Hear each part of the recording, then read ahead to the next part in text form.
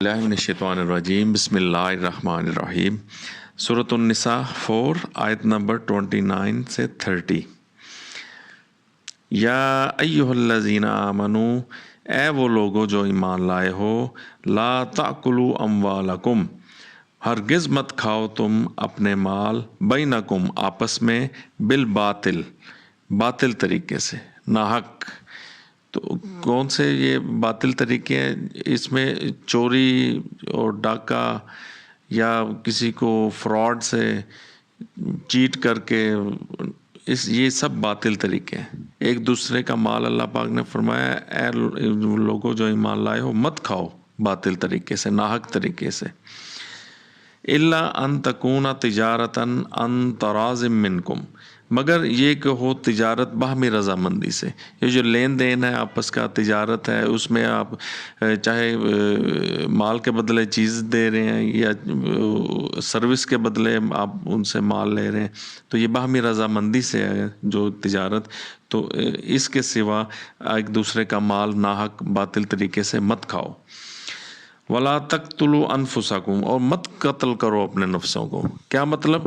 کہ انسان کی نفسیات اسے روکتی ہے، اس کا جو نفس ہے، ضمیر ہے نا، یہ باطل طریقے اللہ تعالیٰ نے اندر رکھا ہوا اس کے مادہ، اس ضمیر کا، وہ اس کو جھنجھوڑتا ہے کہ یہ غلط کام مت کرو۔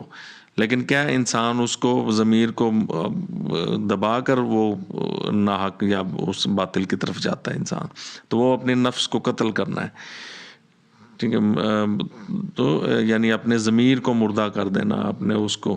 تو اللہ نے مت قتل کرو اپنے نفسوں کو۔ اللہ کان بکم رحیم، اور بے شک اللہ تعالیٰ ہے ساتھ تمہارے بہت رحم کرنے والا۔ اللہ تعالیٰ تو ہم پر اپنا رحمت اور کرم کرنے والا ہے۔ اگر ہم حق طریقے سے اس باطل سے بچیں گے، ناحق ایک دوسرے کا مال نہیں کھائیں گے، جائز طریقے سے کریں گے، تو اللہ تعالیٰ کی رحمت ہمارے ساتھ ہے۔ اور نفس کا قتل کرنا یہ بھی ہے کہ انسان اس جب باطل میں جاتا ہے، ناحق میں جاتا ہے، تو انسان اپنے آپ کو اس تباہی میں، اس میں کہہ لیں کہ گرا رہا ہے، اس جہنم میں۔